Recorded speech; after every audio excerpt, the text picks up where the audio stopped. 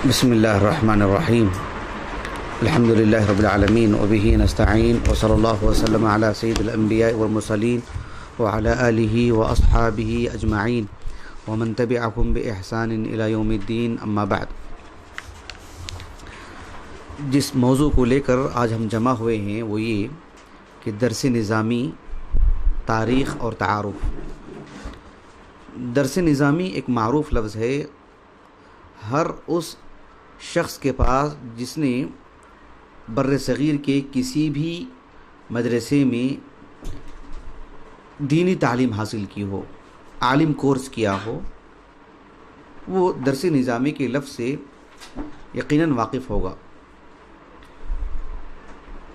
درس نظامی یعنی ہم جو 8 سالہ جو عالم کورس ہے، اس میں جو نصاب ترتیب دیا گیا ہے، پہلے سال میں کیا پڑھیں گے، دوسرے سال میں کیا پڑھیں گے، تیسرے سال میں کیا پڑھیں گے، اس تعلق سے جو ترتیب دیا گیا ہے جو کورس، وہ درس نظامی کہلاتا ہے فی الحال۔ لیکن اس کی ایک تاریخ ہے، وہ ہمیں معلوم کرنی چاہیے۔ آپ علیہ الصلاۃ والسلام مدینے میں تھے بحیثیت نبی کے، آپ لوگوں کو مسائل بتلاتے تھے، دین سکھاتے تھے۔ آپ کے انتقال کے بعد خلفائے راشدین اور پھر ان کے زمانوں میں صحابہ ادھر سے ادھر پھیل گئے تھے، وہی پڑھاتے رہے۔ پھر تابعین میں ایک سے قابل جو ہے تھے لوگ، اور فتوحات الحمدللہ جاری تھے، اور سرحدیں بہت دور تھیں، تو اندر کے جو لوگ تھے سکون کے ساتھ تعلیم میں لگے ہوئے تھے، پڑھنے پڑھانے میں لگے ہوئے تھے۔ تو وہ ہر دور کا ایک انداز رہا ہے طرز تعلیم کا۔ لیکن کم و بیش 5ویں صدی یا 6ویں صدی ہجری کے آس پاس میں محمود غزنوی اور جو بادشاہ تھے، پھر وہ آئے اور انہوں نے فتح کیا ہندوستان کا اوپری جو حصہ تھا، جو متحدہ ہندوستان، پاکستان، افغانستان، ایران کا بڑا حصہ، یہ جو تھا علاقہ، وہاں کی جو بیشتر آبادی جب اسلام قبول کی تو پھر ان کو پڑھائیں گے کیسے، کیا پڑھائیں گے؟ تو اس سلسلے میں انہوں نے اچھے خاصے علماء کو بھی لے کر کے آئے۔ بادشاہوں نے اچھے خاصے علماء کو بلائے۔ آپ تاریخ پڑھ کر کے دیکھیے، جو بخارا، سمرقند، بلخ، یہ سب جو ہے فقہ حنفی رائج تھی ان علاقوں میں۔ کیا رائج تھی؟ فقہ حنفی رائج تھی، اور تصوف رائج تھا۔ تزکیے کے نام پر تصوف، اور ان کا اپنا ایک معاملہ، ان کا اپنا ایک نظام، اور ان کی جو ہے بہت ساری چیزیں اندر وہ داخل کیے ہوئے تھے جو اسلام سے ہم آہنگ نہیں تھی، ہمارا وہ موضوع نہیں ہے۔ تو تصوف اور فقہی اعتبار سے فقہ حنفی رائج تھی، اور بادشاہ جو تھے وہ وہی تھے، تو انہوں نے ایسی علماء کو ترجیح دی۔ یوں دھیرے دھیرے یعنی یہی ایک نظام تھا پڑھنے پڑھانے کا۔ علماء احناف کی جو کتابیں تھیں فقہی اعتبار سے، اصول فقہ کے اعتبار سے، اور آپ دیکھیے یہ ہمارا موضوع نہیں، ہم کبھی آپ کو تفصیل سے بتلائیں گے کہ فقہائے احناف کے ہاں متاخرین میں بعد کے احادیث سے تعلق بہت کم رہا ہے۔ ہم آپ کو بتلائیں گے انشاءاللہ مستقل ایک موضوع لے کر۔ یہ الزام نہیں ہے، میں آپ کو انشاءاللہ اس کا دراسہ کر کے آپ کے سامنے پیش کریں گے انشاءاللہ۔ اچھا، میں کہنا یہ چاہ رہا ہوں کہ پھر اکبر کا دور آیا، آج سے کم و بیش آپ سمجھ لیں کہ جو ہے یعنی ایک 500 سال کے آس پاس میں اکبر کا جب دور آیا، تو وہ بھی ایک فقہ حنفی کا پابند بادشاہ تھا۔ وہ بھی گھرانے میں یہی تعلیم حاصل کی تھی، لیکن علماء کی مختلف مزاج اور ان کے جھگڑے یا ان کی جو ہے دیگر چیزیں، ان سب چیزوں سے وہ متنفر ہوا۔ وہ متنفر ہو کر کے اس نے جو ہے ایک الگ دین بھی قائم کرنا چاہا نیک نیتی کے ساتھ، لیکن ایک بہت بری بات تھی وہ۔ لیکن اس وقت میں جتنے بھی علماء تھے ہندوستان میں، سب فقہ حنفی کے پابند تھے، اور جو ہے تصوف بہرحال ان کی مزاج میں تھی۔ یہ جو تعلیم کا جو معاملہ تھا، دھیرے دھیرے کوئی خاص نصاب نہیں تھا، اور ایسا بھی معاملہ نہیں تھا کہ مکمل عالم بننے کے لیے اس جگہ میں جاؤ، ایسا بھی معاملہ نہیں تھا۔ ایسا معاملہ تھا کہ جیسے دلی ہے، لکھنؤ ہے، دیگر بڑے بڑے علاقے ہیں، گجرات کے بھی کچھ علاقے تھے، یو پی اور بہار کے کچھ علاقے تھے، جہاں معروف کچھ علماء تھے جس کی وجہ سے لوگ وہاں پڑھنے کے لیے جاتے تھے، اور پنجاب کا بھی اچھا خاصا بڑا علاقہ جہاں تھے اچھے خاصے علماء، تو لوگ وہاں پڑھنے کے لیے چلے جاتے تھے۔ لیکن آپ اندازہ لگائیے کہ اسلام جو کتاب و سنت پر مشتمل ہے، اور اس میں عقلانیت کو مطلب جگہ ہے ایک محدود، یہ نہیں کہ وہ شریعت کے اوپر آ جائے، لیکن ایران کا جو مزاج رہا ہے وہ معقولات میں بڑی دلچسپی ان کو، اور ہندوستان کا جو ماحول تھا ان کو بھی معقولیات سے بڑی دلچسپی، جس کی وجہ سے یہاں کی جو پڑھائی میں قدیم زمانے میں آپ دیکھو معقولات کا بڑا حصہ، نصوص کا اتنا نہیں جتنا کہ معقولات کا حصہ ہے۔ جب درس نظامی کا وجود ہوا ایسے کہ ایک صاحب تھے ملا نظام الدین، کیا نام تھا ان کا؟ ملا نظام الدین۔ ان کا انتقال ہوا 1748 عیسوی کو، 1748 عیسوی کو، کم و بیش 250 سال ہو رہے ہیں ان کا انتقال ہو کر کے۔ انہوں نے، ان کے دل میں ایک بات یہ آئی کہ ایک ایسا نصاب تیار کیا جائے جو ایک طرف ہو، ایک جگہ ہو، اور سب کے لیے سہولت ہو، اور یہ بتلایا جائے کہ بھئی ایک انسان کا یہ مستویٰ ہوتا ہے، پہلی جماعت میں یہ پڑھے، دوسرے سال میں یہ پڑھے۔ ایک 8 سال کا انہوں نے کورس ترتیب دیا۔ میں آگے آپ کو بتلاؤں گا کہ یہ انہوں نے ہی کیا ہے کیا، کئی لوگوں نے انکار کر دیا اس کا، اور اس کی انکار کی وجہ کیا ہے وہ بھی میں آپ کے سامنے رکھوں گا، لیکن انہی کے نام سے پورے بر صغیر میں مشہور ہے، اور باہر دنیا میں بھی، عرب دنیا میں بھی درس نظامی کے نام سے جب بات آتی ہے تو انہی کے نام سے۔ ملا نظام الدین یہ اصل میں جو ہے مطلب لکھنؤ کا ایک قریب کا ایک علاقہ تھا، یعنی برانکی ایسا کچھ نام ہے اس کا، صحیح سے تلفظ میں ادا نہیں کر پا رہا ہوں، سہالوی ان کے ساتھ لکھا جاتا ہے، ہو سکتا کوئی علاقہ ہے میرے سے تلفظ ہو سکتا غلط ہو، کیونکہ وہ ہمارے علاقے نہیں ہے، کبھی ہم گئے نہیں، لیکن لکھنؤ کے قریب کا علاقہ۔ ان کے آبا و اجداد وہاں آئے۔ لکھنؤ کا ایک علاقہ ہے جسے فرنگی محل کہا جاتا ہے۔ کیا کہا جاتا ہے؟ فرنگی محل۔ فرنگ کس کو بولتے ہیں؟ انگریز کو بولتے ہیں۔ اورنگزیب کے زمانے میں یعنی برطانیہ کا ایک معروف تاجر تھا جو آ کر کے یہاں تجارت کرتا تھا، اور جو ہے اس کا ایک مسکن تھا وہاں پر، ایک بہت بڑا ایک محل تعمیر کیا تھا اس نے، ایک اچھی رہائش، تو وہ وہاں رہا کرتا تھا۔ پھر کسی بنیاد پر جو ہے وہاں سے اس کا انخلا ہوا، وہاں سے وہ نکلا، اور جو ہے اس کا معاملہ ختم ہوا۔ پھر اورنگزیب کے زمانے میں وہ مستقل طور پر جو ہے وہ حکومت کے زیر نگیں آ گیا، وہ فرد کے اعتبار کے بجائے ایک اجتماعی طور پر جو ہے وہ ان کے زیر نگیں آ گیا وہ۔ اس کے بعد ہوا ایسے، بات بتلائی جاتی ہے تاریخ میں ایک بات ایسی کہ ملا نظام الدین صاحب جو تھے، ان کے جو والد تھے ملا قطب الدین، ان کا جو ہے یعنی قتل کر دیا کسی نے۔ ان کے قتل کرنے کی وجہ سے، سن رہے ہیں آپ، ان کے قتل کرنے کی وجہ سے اورنگزیب نے مطلب ان کو، کس کو؟ ملا نظام الدین کو، ان کے گھرانے کو وہ جو ہے مطلب علاقہ دے دیا تھا ان کے معافی نامے کے طور پر۔ تو فرنگی محل ان کا آبا و اجداد کا ایک جو علاقہ بن گیا، اور یہیں پر تھے، اور بہت ہی علمی خانوادہ۔ ملا نظام الدین نے یہ ترتیب دیا، اور ملا نظام الدین کے بارے میں ایک بات یہ بھی جان کے رکھیے کہ یہ یورپ میں بھی جا کے پڑھ کر کے آئے، گویا کہ یہ عصری علوم سے بھی واقف تھے، عصری علوم سے بھی واقف تھے۔ اسی لیے انہوں نے جو اس وقت نصاب ترتیب دیا تھا اس میں دینیات کے ساتھ ساتھ مستقل اس دور کا جو عصری علم تھا برابر کا حصہ تھا، بلکہ اس کا کہیں زیادہ حصہ تھا، اس کا کہیں زیادہ حصہ تھا۔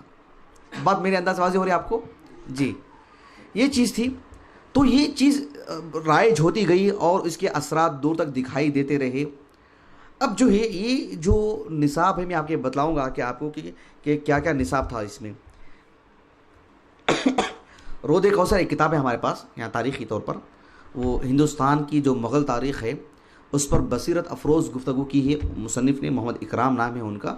ہاں، تاریخی اعتبار سے کسی کو اختلاف ہو سکتا ہے کسی مقام پر، لیکن اچھا خاصا دراسہ کیا انہوں نے اس میں لکھا ہے صفحہ نمبر 606 اور 605 کے آس پاس میں کہ درس نظامی میں اس وقت 13 موضوعات انہوں نے مقرر کیے تھے۔ کتنے؟ اور 13 موضوعات کو کور کرنے کے لیے 40 جو ہے مطلب کتابیں پڑھائی جاتی تھیں۔ موضوعات 13 تھے، یعنی ادب کو لے لیں تو ایک موضوع، اس سے متعلق 4 کتابیں، صرف ایک موضوع ہے، اس سے متعلق 5 کتابیں پڑھائی جاتی تھیں۔ جیسے ہمارے پاس بھی ایک تمرین الصرف ہے، امین الصیغہ ہے، شذ العرف ہے، وغیرہ وغیرہ۔ یہ صورتحال سمجھ میں آ گئی بات آپ کو؟ اور 13 موضوعات تھی۔ تو یہ سب جو ہے اس وقت ترتیب دیا گیا تھا۔ اس میں صرف سے متعلق کیا کیا کتابیں تھیں آپ نے سنا بھی نہیں ہوگا، میزان، منشعب، صرف میر، پنج گنج، زبدہ، فصول اکبری، شافیہ۔ منشعب ہم نے پڑھا ہے عمر آباد میں، جامعہ دارالسلام عمر آباد میں اول میں میزان الصرف، اور جو ہے منشعب ہم نے پڑھا ہے۔ نحو میں جو ہے نحو میر، مئت عامل، ہدایت النحو، شرح جامی، یہ ایک آدھ کتابیں آج بھی باقی رہ گئی ہیں۔ منطق اس کا بڑا غلغلہ تھا مدارس کے اندر قدیم میں۔ حکمت اس سے متعلق کچھ کتابیں پڑھائی جاتی تھی، ریاضی، حساب کتاب یہ بھی پڑھایا جاتا تھا، بلاغت میں بھی کچھ کتابیں پڑھائی جاتی تھیں، فقہ میں شرع وقایہ ہمارے پاس موجود ہے، اور ہدایہ وغیرہ پڑھائی جاتی تھی۔ ہدایہ ہمارے پاس نہیں ہے جی۔ اصول فقہ میں نور الانوار، توضیح تلوی اور نور الانوار دیکھ رہے ہیں ہمارے پاس موجود ہے، یہاں پر آپ دیکھیے یہاں پر رکھی ہوئی ہے، آپ کے پیچھے بالکل نور الانوار دیکھ رہے ہیں، وہ پڑھائی جاتی تھی۔ عقیدے میں آپ دیکھیے عقائد نسبی ہمارے پاس موجود ہے، وہاں پر رکھی ہوئی ہے، اور خالص ماتریدی عقیدہ، خالص ماتریدی عقیدہ، اشعری عقیدہ، پوری کتابیں وہی پڑھائی جاتی تھیں۔ تفسیر میں گھما پھرا کے بیضاوی معلوم ہے آپ کو؟ تفسیر بیضاوی میرے قدیم مکتبے میں موجود ہے، تو تفسیر بیضاوی پڑھائی جاتی تھی، وہ آج بھی عمر آباد میں شامل نصاب ہے، یہاں نہیں ہے، اور جلالین، اتنی ہی چیز۔ اور پھر حدیث میں مشکات المصابیح، اس سے بڑی کوئی کتاب نہیں تھی۔ بات واضح ہو رہی ہے آپ کو؟ یہی چیز۔ اب دیکھیے یہ جو ایک نصاب ترتیب دے دیا گیا تھا، یا میں آپ کو کچھ باتیں بتانے جا رہا ہوں۔ مورخین میں سے جیسے میں نے رود کوثر کا حوالہ دیا تھا، آپ پڑھ کر کے دیکھیے اس میں، اور جو ہے ہمارے پڑوسی ملک میں بھی کچھ لوگوں نے درس نظامی پر تبصرہ کیا ہے، بڑا اچھا تبصرہ کیا انہوں نے ایک تو یہ بات کہی ہے کہ ملا نظام الدین کا یہ ترتیب دیا ہوا نہیں ہے، اس لیے نہیں ہے کہ وہ صوفی قسم کے آدمی تھے، اس میں تزکیے سے متعلق کوئی کتاب نہیں ہے، سیرت سے متعلق کوئی کتاب نہیں ہے، جبکہ وہی تو اصل روح ہے۔ تو کہا کہ ایک صاحب تھے جن کا نام تھا، یعنی ان کا نام جو ہے میں لکھا ہوا ہوں، جی لکھا ان کا نام میں، ہاں، حکیم فتح اللہ شیرازی، حکیم فتح اللہ شیرازی، 927 ہجری ان کا سن وفات ہے، 927 عیسوی ہجری ان کا سن وفات ہے۔ کہا کہ یہ صاحب تھے جنہوں نے اس درس نظامی کو ترتیب دیا تھا۔ اچھا ایک بات ہے، ذرا غور سے سنیے گا، اس لیے ان کی طرف منسوب کیا جاتا ہے کہ وہ ایک معقولات کے پابند آدمی تھے، منطق کے پابند آدمی تھے، دینیات سے وہ علاقہ ان کا نہیں تھا جو ملا نظام الدین صاحب کا تھا۔ ملا نظام الدین آج سے 250 سال پہلے کے ہیں، قطع نظر اس کی کہ وہ جس نے بھی ترتیب دیا ہو، لیکن یہ جو درس نظامی ہے اس نصاب کو لے کر کے دور حاضر کے جتنے بھی بڑے علماء ہیں بر صغیر کے، چاہے وہ علماء اہل حدیث ہوں چاہے وہ علماء احناف ہوں، دونوں نے بھی رد کیا ہے اس پہ۔ کہا کہ ایک عالم کو عالم بنانے کے لیے یہ نصاب بالکل بیکار نصاب ہے، یہ اس لیے کہ ایک عالم اس وقت ہوتا ہے جب وہ کتاب و سنت کا پابند ہو، اس کا علم رکھتا ہو، فقہ اصول فقہ اسے وہ پڑھا ہوا ہو، عربی زبان سے واقف ہو۔ جبکہ آپ دیکھیے اس میں کوئی چیزیں نہیں تھیں، صرف پڑھایا جاتا تھا اس میں، یعنی برائے نام، اور وہ بھی فارسی میں، نحو فارسی میں پڑھایا جاتا تھا، دیگر موضوعات فارسی میں پڑھائے جاتے تھے، اور گھما پھرا کے بیضاوی اور جو ہے جلالین دونوں بھی اشاعرہ ہیں، اشاعرہ میں سے ہیں، اور عقیدہ بھی پڑھایا جاتا تھا، اشاعرہ کا پڑھایا جاتا تھا۔ خیر وہ تو احناف اس پر جو ہے اس کو تسلیم کر لیتے ہیں، لیکن یہ جو چیز ہے کہ عالم کو عالم بنانے کے لیے کتب ستہ کو پڑھایا جائے، اور تفسیر پڑھائی جائے، اور قرآن فہمی کے اصول پڑھائے جائیں، یہ سب چیزیں تھیں نہیں اس میں۔ تو ایک جاندار تبصرہ یہ کیا جاتا ہے کہ یہ نصاب اس لیے ترتیب دیا گیا کہ اس وقت کی جو حکومتیں تھیں مسلم حکومتیں تھیں، تو جس طرح سے ہمارے پاس آج سمجھنے کے لیے آپ دیکھیں جامعہ محمدیہ میں رابع تک کی تعلیم ہے، کتنی تعلیم دی جاتی ہے؟ اکثر و بیشتر حصہ وہ عصری علوم کا ہے، دینیات کا ہے، برائے نام ہوتا ہے، اور جس میں صرف وغیرہ دیگر امور ہوتے ہیں، اور بلوغ المرام حدیث پڑھائی جاتی ہے، دور حاضر کے اعتبار سے قرآن کا ترجمہ پڑھا دیا جاتا ہے۔ اس کے رابع کے نکلنے کے بعد ہم اس کو عالم کہیں گے؟ اس کو بالکل نہیں، یہ کہیں گے کہ بھئی آپ نے دین کے بارے میں کچھ معلوم کر کے رکھا ہے۔ تو آج کا معاملہ چھوڑیے، لیکن قدیم زمانے میں جہاں مغل حکومت تھی، جہاں مسلم حکومتیں تھیں، تو ظاہر بات ہے قضاء کا جو معاملہ ہے، یا کسی سرکاری طور پر کہیں جانا ہو تو کچھ اسے شریعت کے بارے میں معلومات ہونی چاہیے تھی، جس کی وجہ سے وہ پڑھاتے تھے۔ ورنہ جو ہے وہ علم، وہ معلومات، وہ جو نصاب ہے، وہ ایک کمائی کے لیے تھا، وہ دنیا کے لیے۔ ورنہ دین کے بارے میں جو معلومات دی جاتی تھی بس ایک مسلمان کے طور پر معلوم کر کے رکھیں۔ اسی لیے بعض تاریخ نگار کہتے ہیں کہ تاج محل کو بنانے والے سب درس نظامی کو پڑھے ہوئے تھے۔ درس نظامی حالانکہ اس وقت رائج نہیں تھا، اس سے قبل تاج محل بن چکا تھا، لیکن درس نظامی کے انداز کا جو مطلب نصاب تھا کہ کچھ دینیات پڑھ لیں اور بقیہ جو ہے یہ پڑھ لیں۔ آپ دیکھیں سعودیہ کو، آپ دیکھ سکتے ہیں سعودیہ میں ایک سرکاری طور پر ایک بڑا پوسٹ ایسا ہے جس میں جامعہ اسلامیہ، ام القریٰ وغیرہ سے کھلے تو شریعہ کے پڑھے ہوئے ہوتے ہیں، کیونکہ ان کو جلدی نوکری ملتی ہے۔ ان کو آپ دیکھیں گے کہ وہ ایک عام مطلب دنیاوی اعتبار سے کمائی کر رہے ہیں، لیکن وہ کھلے تو شریعہ کے پڑھے ہوئے رہتے ہیں۔ اب پوچھ کے دیکھیں اپنے ساتھی صاحب کو، تو بالکل وہی انداز تھا، سمجھ رہے ہیں؟ اس میں دینی تشخص، ایک دینی عالم دین کا روپ، وہ سب چیزیں نمایاں نہیں ہوتی تھی، بس ایک یہی چیز. اسی لیے یعنی آج سے 100 سال پہلے کی بڑی تعداد میں کتنے علماء کے نام لوں آپ کے پاس جنہوں نے اس درس نظامی پہ جم کے رد کیا، کہا کہ اس سے جو ہے مطلب شریعت کی اصولیں کھوکھلی ہو رہی ہیں، کوئی دمخم نہیں اس کے اندر. اس کی کئی جلبیات جو ہے بیان کی گئی ہیں. میں آپ کے سامنے بتلاتا ہوں، دیکھیں اس کی جلبیات کے سلسلے میں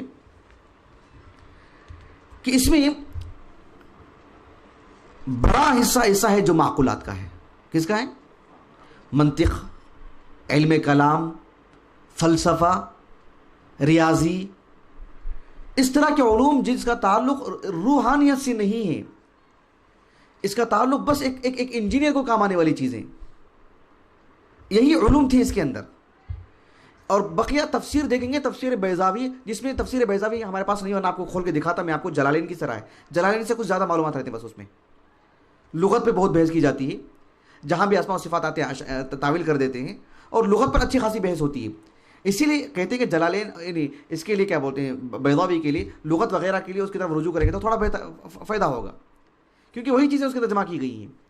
بالکل معمولی، یعنی جلالین جتنی ہے اس سے کچھ حصہ زیادہ ہے اس کا، بیضاوی کا. وہ تفسیر پڑھائی جاتی تھی، اس سے کون عالم دین بنے گا؟ مشکات پڑھائی جاتی تھی اس لیے کہ اس میں تقریباً احادیث جمع ہو گئی ہیں کتب ستہ کی، اور اس میں صحت و ضعف کون پوچھنے والا. اسی لیے قدیم زمانے میں آج سے 100 سال پہلے بھی بڑے بڑے علماء کو دیکھیں آپ، یعنی حدیث لکھتے ہیں، حوالہ دیتے ہیں مشکات شریف. کبھی دیکھا آپ نے؟ قدیم کتابیں اٹھا کے دیکھیں آپ، مشکات شریف اسی کا حوالہ دیتے ہیں. وہی ان کے پاس سب سے، مشکات کسی کے پاس ہو جانا غنیمت کی بات تھی. جیسے ہم بولتے ہیں نا آج ہمارے پاس اتنا بڑا مکتبہ ہے، کتب ستہ ہیں، یہ بھی ہے کیا وہ بھی ہے. قدیم زمانے میں صحیح بخاری، صحیح مسلم تو کسی کے پاس ہوتی تھی. مشکات ایک بڑے عالم کے پاس ہوتی تھی علاقے کی، اور ایک بڑی بات مانی جاتی تھی کہ بھئی مشکات پڑھاتے ہیں، مشکات ہے ان کے پاس، مشکات کے بارے میں مشکات کا درس ہوتا ہے. سمجھے؟ مطلب وہی سب سے اعلیٰ درجے کا مستویٰ مانا جاتا تھا. تو درس نظامی کے سلسلے میں ایک بات یہ معلوم ہونی چاہیے کہ اسی لیے مرور زمانے کے ساتھ ساتھ زبردست جدت آ رہی ماشاءاللہ. سب حلقوں میں اہل دیوبند اپنے حلقوں میں باقاعدہ نصاب میں تغیر لے کر کے آ رہے ہیں. سلفی مدارس جب قائم ہوئے تو ان کے اندر برابر اپنا ایک نصاب ہے. کچھ چیزیں باقی ہیں صرف و نحو وغیرہ کے سلسلے میں، حالانکہ اس میں بھی دیکھو آپ جدید زمانے میں بالکل بدل دیا گیا ہے، دوسری کتابیں آ رہے ہیں. ابھی ہمارے اپنے بچپنے کی بھی بات کرتا ہوں، ہم لوگوں نے منشائی پڑھا، میزان پڑھا، اور شروع میں تعامل پڑھے. ابھی تو آپ کو اچھی کتاب آ رہی ہے، ہمارے پاس جو اس کا فونٹ ہی الگ تھا. بالکل اس طرز نے یعنی مطلب مدارس کے طلبہ کو کہیں کے لا کے ڈال دیا. کسی ایسے معلوم تھا ہم کسی اور دنیا کے آدمی ہیں. تو یہ جو ایک درس جو نظامی تھا وہ بالکل ہی مطلب ایک ٹھوس عالم بننے کے لیے ناکافی، ایک ضرورت کے بقدر جو ہے وہ دینی تعلیم کی بات تھی اس کے اندر. اس کے اندر جو کتابیں آپ دیکھ لے سکتے ہیں انشاءاللہ آگے جو کتابیں ہمارے پاس موجود ہیں.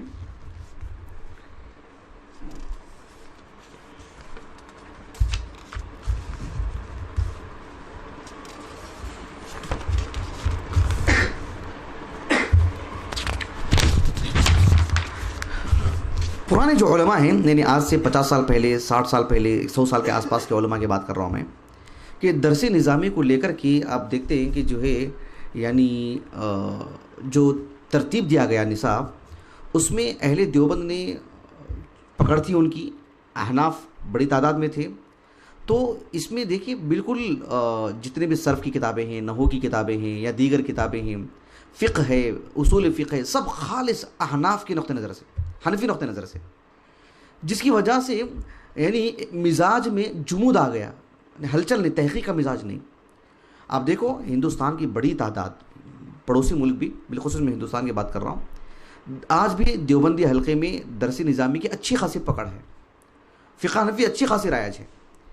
درس نظامی کا ایک بہت بڑا المیہ کہیے آپ، سبحان اللہ العظیم، اللہ اکبر، کہ اس میں حدیث کے ساتھ بہت ہی بدترین قسم کا سلوک کیا گیا، بدترین قسم کا. جو درس نظامی تھا اس میں کتب ستہ والی کوئی بات ہی نہیں، یعنی پوری فقہی کتابیں. اور میں آپ کو انشاءاللہ کہ میں بتلانا کسی دن ثابت کروں گا انشاءاللہ، فقہاء احناف کی جو کتابیں متاخرین کی احادیث سے خالی، اور احادیث ہیں بھی تو صحت و ضعف سے آ رہی، بلکہ کئی علماء کے اقوال کو حدیث کی طرح پیش کر دیا جاتا ہے. ہم بتلائیں گے آپ کو انشاءاللہ. تو درس نظامی کے اندر آپ دیکھیے کہ احادیث کے ساتھ حتیٰ کہ دیوبند میں بھی لے لو آپ، اب اللہ کا عظیم احسان الحمدللہ، لیکن کافی عرصہ پہلے اور دیگر احناف کے مدارس میں بھی نچلی جماعت سے فقہ پڑھائی جاتی ہے.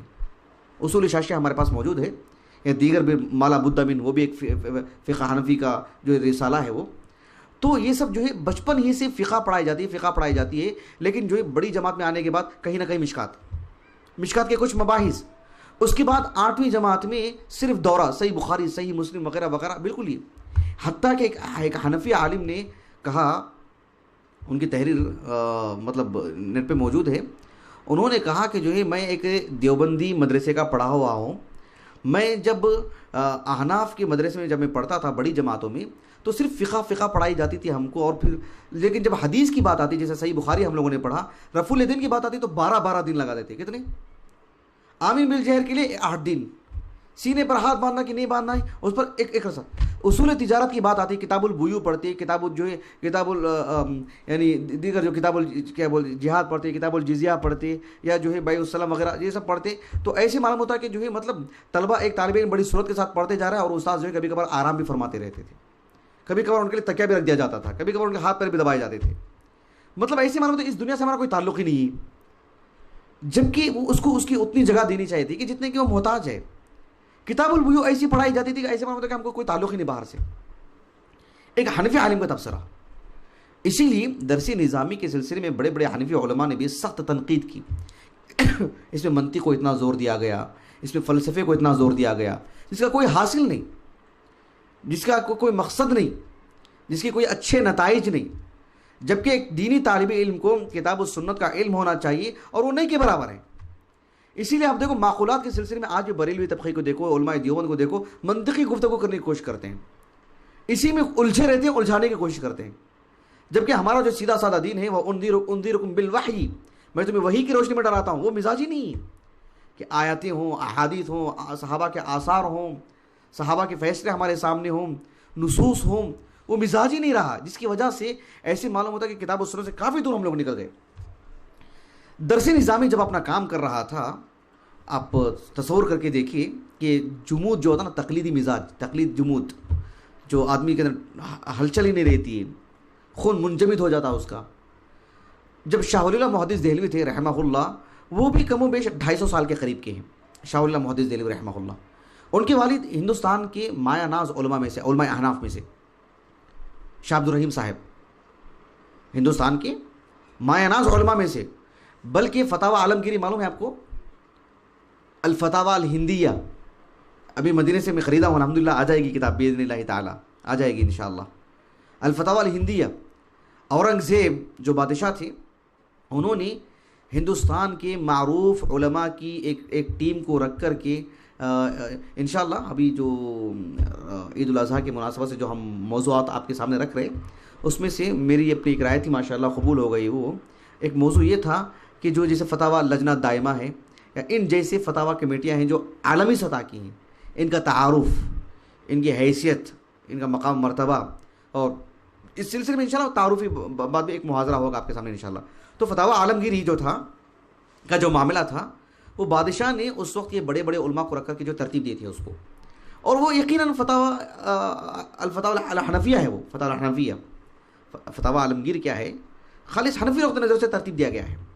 اچھا، میں کہنا کیا چاہ رہا ہوں آپ کو کہ جو قاضی شاہ عبد الرحیم صاحب جو تھے، وہ بہت بڑے حنفی عالم تھے، اور ان کے جو فرزند تھے شاہ ولی اللہ محدث دہلوی رحمہ اللہ، وہ مدینہ گئے تھے، حجاز گئے تھے، مکہ مدینہ حج کی غرض سے. وہاں کافی عرصہ تھے، اور وہاں کافی عرصہ رہ کر کے پڑھ کر کے آئے. محمد بن عبد الوہاب رحمہ اللہ کے معاصر ہیں وہ. وہاں سے صاف شفاف دین لے کر کے جب ہندوستان آئے تو آپ کا مزاج الگ تھا. آپ نے اس تقلیدی مزاج کو توڑا. آپ نے کہا کہ جو ہے یہ درس نظامی مؤثر نہیں ہے. آپ نے اس میں قرآن مجید کے ترجمے کو، قرآن مجید کی تفسیر کو آپ نے شامل کیا. آپ کی جان کے لالے پڑ گیا، آپ کو قتل کرنے کی دھمکی دی گئی، آپ کو قتل کرنے کی دھمکی دی گئی. اللہ اکبر. آپ اندازہ لگائیے، شاید آپ کو تاریخ کا علم نہیں، آپ پڑھ کے دیکھیں آپ تاریخ.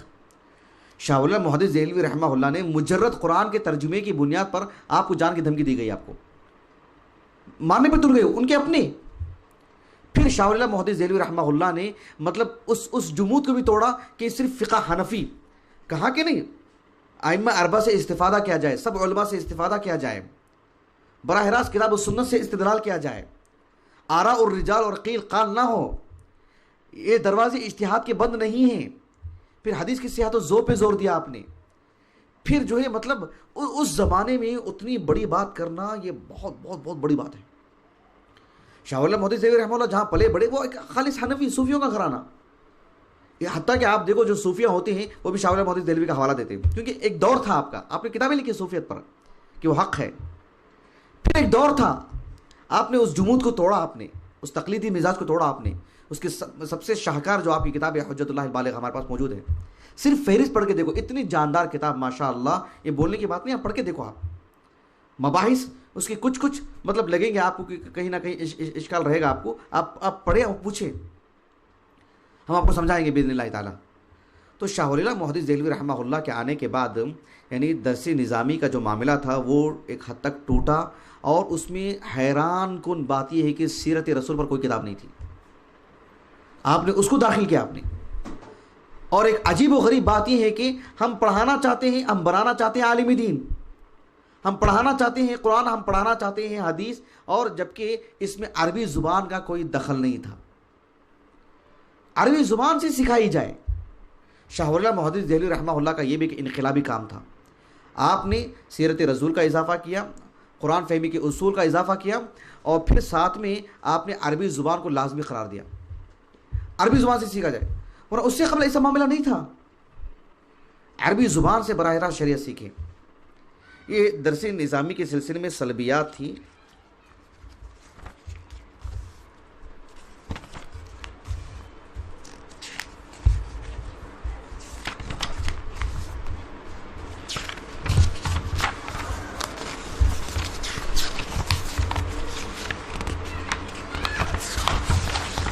آخری بات جو بڑے اختصار کے ساتھ، کیونکہ ایک پہلا مرحلہ ہے درس نظامی سے متعلق، کہ درس نظامی میں آپ دیکھیے کہ فی الحال جو نصاب ہے، ظاہر بات ہے اس میں کئی کتابیں ایسی ہیں جو مولا نظام الدین کے دور میں لکھی ہی نہیں گئی تھی، مصنفین ہی پیدا نہیں ہوئے تھے۔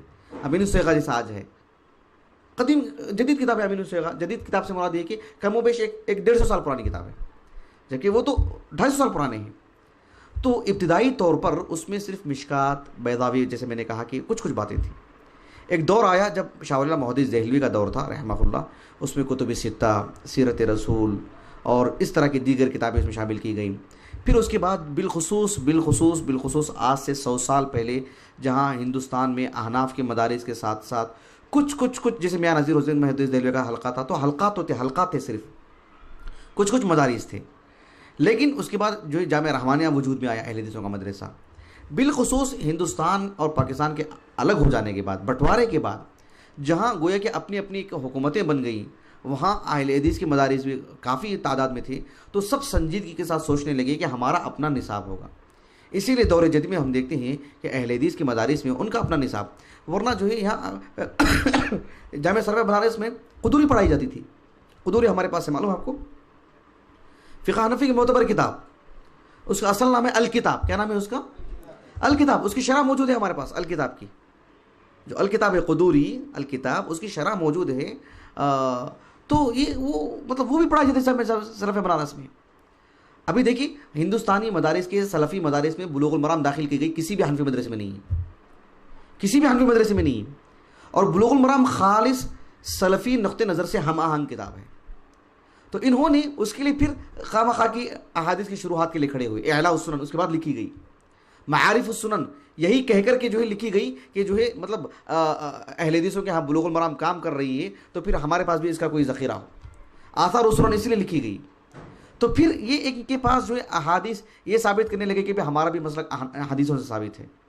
تو درس نظامی میں اہل حدیث حضرات نے عقیدے کے سلسلے میں عقیدہ تحویہ کو رکھا، جبکہ بس عقیدہ نسویہ پڑھائی جاتی تھی، عقائد نسویہ خالص جو اشعری عقیدے کی حامل کتاب ہے۔ تفاسیر جو پڑھائی جاتی تھی خالص اشعری نقطہ نظر کی۔ تو پھر تفسیر ابن کثیر نصاب میں داخل کی گئی، پھر جو ہے تفسیر سعدی داخل کی گئی، زبد تفسیر داخل کی گئی، احسن بیان کا اردو میں ترجمہ ہوا، پھر اس کا بھی کہیں نہ کہیں جو ہے اس کا عمل دخل رہا۔ تو ابھی ہمارا چونکہ علماء اہل حدیث کی پہلے قلت تھی، آج بڑی تعداد ہے اور ایک سے قابل ہیں، تو سب جو ہے صرف و نحو کے بھی ماہر ہیں، تو ان کا اپنا نصاب آ رہا ہے. اصول فقہ میں ہمارا اپنا نصاب آ رہا ہے، فقہ میں ہمارا اپنا نصاب آ رہا ہے، حدیث کے شروحات میں ہمارے اپنی شروحات آ رہے ہیں. تو گویا کہ ہر ایک اعتبار سے ماشاءاللہ ہر پہلو میں یعنی سلفی نقطہ نظر سے. ورنہ ایک حنفی، ایک اشعری، ایک ماتوریدی جب نحو پڑھائے گا تو تب بھی اس کا اثر رہے گا، اس میں فارسی پڑھائے گا تب بھی اس میں اس کا اثر رہے گا. ایک سلفی جب لغوی بن جائے تو لغت پڑھائے گا تو اس میں بھی جو ہے مطلب سلفی تھی ٹپکے گی اس میں. تو اللہ کا عظیم احسان ہے، دور حاضر میں درس نظامی ہی کا اطلاق ہوتا ہے اس پہ کہ ہم سب درس نظامی پڑھیں، لیکن بھلے ہی اس کی بو باز بھی اب شاید نہ ہو تو برائے نام ہو. جیسے جلالین پڑھائی جا رہی فی الحال ہمارے پاس موجود ہے، اور مشکات بھی اسی دور میں رائج تھی. وہ بھلے ہی ہمارے پاس مشکات تحقیقی نقطہ نظر سے پڑھائی جاتی ہے کہ جو بھی صحیحین کے علاوہ احادیث ہے اس میں صحیح بھی ہیں، ضعیف بھی ہیں، اس نقطہ نظر سے پڑھائی جاتی ہے. اور شروحات کے اعتبار سے دیکھیں گے کہ مرقات المفاتیح تھی، جہاں ایسے احادیث تھی تو حنفی نقطہ نظر کی شرح تھی، ہمارے پاس اس کا بھی بدیل موجود ہے اللہ کے فضل و کرم سے الحمدللہ. ایک آدھ کتابیں رہ گئی ہیں صرف و نحو کی کچھ، ورنہ جو ہے مستقل ایک سلفی جو ہے نصاب ہمارے پاس موجود ہے الحمدللہ. تو یہ اس کو کہتے ہیں درس نظامی. سمجھ میں آئے گی بات آپ کو؟ اس پہ فی الحال تغیر ہے. احناف نے بھی اس کے قائل نہیں، وہ بھی اپنے مدارس میں خوب تغیر سے کام لیا ہے اس پہ، اور سلفی نقطہ نظر سے زیادہ اس کے ضرورت تھی کہ خالص سلفی نقطہ نظر سے اس کو ترتیب دیا جائے. ورنہ مدارس میں پڑھانے والا سلفی استاذ ہو، پڑھنے والا جو سلفی طالب علم ہو، اور کوئی ایسی کتاب پڑھائی جائے، کیا ہوگا عالم؟ سمجھے بات آپ؟ جی یہ بالکل ہی اختصار کے ساتھ میں نے آپ کے سامنے باتیں رکھی ہیں، بالکل نچوڑ وقت، کیونکہ میں نے چاہ رہا تھا کہ جو ہے پونا گھنٹے کے اندر ختم کر دوں درس، یعنی کم از کم بھلے ہی تاخیر سے ہو. کچھ استفسار ہو تو آپ پوچھیں اس موضوع سے متعلق، کچھ آپ کا سوال وغیرہ ہے. پہلا سوال آپ لوگوں سے میں یہ کرنا چاہتا ہوں کہ درس نظامی کے سلسلے میں جو تصورات میں جو بات آنی چاہیے وہ آ گئی مکمل آپ کو کہ درس نظامی کس کو بولتے ہیں؟ یہ ایک عالم کورس کا نام ہے، ایک نصاب کا نام ہے جو کسی دور میں کسی اعتبار سے رکھا گیا، جسے ہم رابطہ کہہ سکتے ہیں اس کو، اس میں دونوں طرح کے علوم ہوں، اور عقلانیت کے اس میں زیادہ مطلب عقلی علوم کا زیادہ جو مطلب اس میں غلبہ تھا اس میں. جی بس زیادہ سے زیادہ ایک طالب علم وہاں سے پڑھ کر کے عام دینی معلومات بھی رکھ لیں اور معاشی اعتبار سے کہیں اچھی سے نوکری بھی اس کو مل جائے، وہ کہہ سکتے ہیں درس نظامی اس دور کا رابطہ کا ہمارے پاس. جی کوئی سوال؟ پورے بر صغیر میں رائج ہے درس نظامی فی الحال، پورے بر صغیر میں. یعنی میں یہ کہنا چاہ رہا ہوں کہ درس نظامی کا لفظ جو ہے پورے ہندوستان، سری لنکا، بنگلہ دیش، پاکستان، ہاں وہاں سب کچھ انڈیا میں، لیکن یہ جو درس نظامی کے نام پر تو ہے لیکن تغیر تو سب جگہ ہوا ہے. بریلوی مدارس میں جائیں گے وہ فقہ حنفی تو پڑھائی جاتی ہے، لیکن عقائد کے معاملے میں آئیں گے تو خالص وہ بریلویانہ انداز ہوگا، بریلویت ہی ہوگی وہاں پر. سلفی مدارس میں جائیں گے کوئی پہلو ایسا نہیں رہا ہے جس میں ہماری نصاب میں ہمارے اپنے عالم کی کتاب نہ ہو، ایک سلفی عالم کی.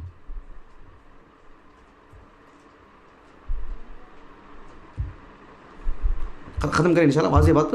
جی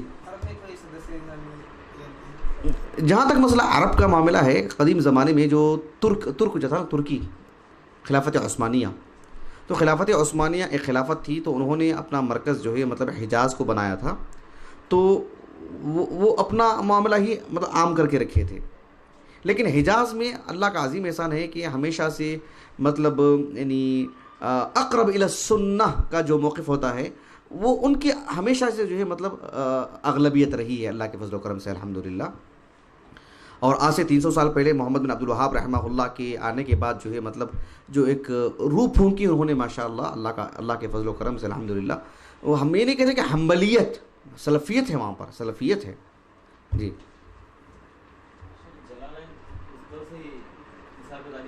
جی اس لیے کہ وہ مختصر ہیں اور وہ برائے نام پڑھانے کے لیے کافی، اس لیے اس کو رکھا گیا. کچھ پڑھ لیں تفسیر کے نام پر، جیسے ہم احسن بیان کا ترجمہ کروا دیتے ہیں، ویسے اس نام پر وہ رکھا گیا تھا. اور وہ اشعری تھے، حالانکہ شافعی تھے وہ فقہی نقطہ نظر سے، لیکن عقیدے کے اعتبار سے وہ اشعری تھے. جی اور اس میں فقہی مسائل نہیں ہیں. ٹھیک ہے ختم کریں انشاءاللہ. سبحانک اللہم و بحمدک اشہد ان لا